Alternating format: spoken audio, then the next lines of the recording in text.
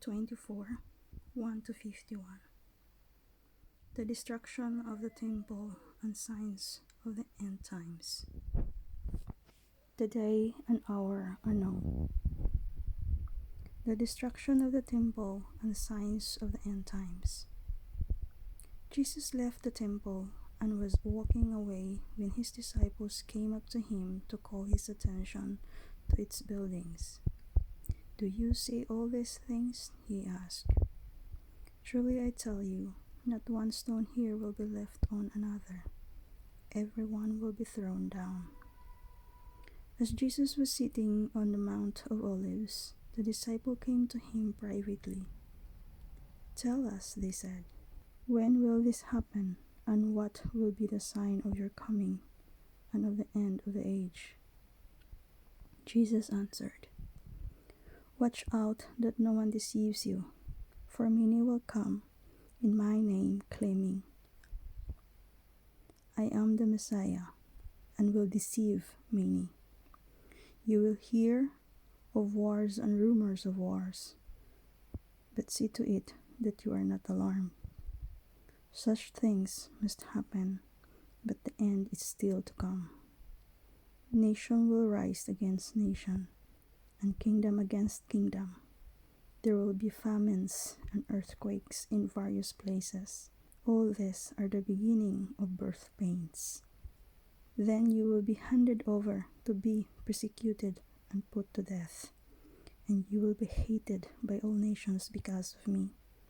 At that time, many will turn away from the faith and will betray and hate each other. And many false prophets will appear and deceive many people, because of the increase of wickedness. The love of most will grow cold, but the one who stands firm to the end will be saved. And this gospel of the kingdom will be preached in the whole world as a testimony to all nations, and then the end will come. So when you see standing in the holy place the abomination that causes desolation, spoken of through the prophet Daniel, let the reader understand. Then let those who are in Judea flee to the mountains. Let no one on the housetop go down to take anything out of the house. Let no one in the field go back to get their cloak. How dreadful it will be in those days for pregnant women and nursing mothers. Pray that your flight will not take place in winter or on the Sabbath, for then there will be great distress, unequaled from the beginning of the world until now, and never to be equaled again. If those days had not been cut short, no one could survive, but for the sake of the elect, those days will be shortened. At that time, if anyone says to you, 'Look, here is the Messiah,' or 'There he is,' do not believe it. For false messiahs and false prophets will appear and perform great signs and wonders to deceive, if possible, even the elect. See, I have told you ahead of time. So if anyone tells you, 'There he is, out in the wilderness,' do not go out, or 'Here he is in the inner rooms,' do not believe it. For as lightning that comes from the east is visible even in the west, so will be the coming of the Son of Man. Wherever there is a carcass, there the vultures will gather. Immediately after the distress of those days, the sun will be darkened, and the moon will not give its light. The stars will fall from the sky, and the heavenly bodies will be shaken. Then will appear the sign of the Son of Man in heaven, and then all the peoples of the earth will mourn when they see the Son of Man coming on the clouds of heaven with power and great glory. And he will send his angels with a loud trumpet call, and they will gather his elect from the four winds, from one end of the heavens to the other. Now learn this lesson from the fig tree. As soon as its twigs get tender and its leaves come out, you'll know that summer is near.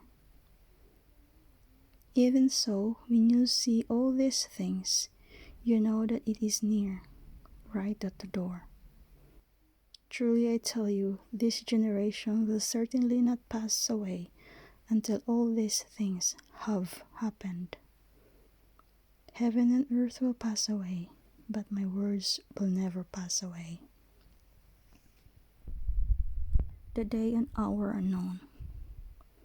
But about that day or hour no one knows, not even the angels in heaven, nor the Son, but only the Father. As it was in the days of Noah, so it will be at the coming of the Son of Man. For in the days before the flood, people were eating and drinking, marrying and giving in marriage, up to the day Noah entered the ark, and they knew nothing about what would happen until the flood came and took them all away. That is how it will be at the coming of the Son of Man. 2 men will be in the field, one will be taken, and the other left. 2 women will be grinding with a handmill, one will be taken, and the other left. Therefore, keep watch, because you do not know on what day your Lord will come. But understand this: if the owner of the house had known at what time of night the thief was coming, he would have kept watch and would not have let his house be broken into. So you also must be ready, because the Son of Man will come at an hour when you do not expect him. Who then is the faithful and wise servant, whom the master has put in charge of the servants in his household to give them their food at the proper time? It will be good for that servant whose master finds him doing so when he returns. Truly I tell you, he will put him in charge of all his possessions. But suppose that servant is wicked and says to himself, "My master is staying away a long time," and he then begins to beat his fellow servants and to eat and drink with drunkards. The master of that servant will come on a day when he does not expect him, and at an hour he is not aware of. He will cut him to pieces and assign him a place with the hypocrites, where there will be weeping and gnashing of teeth.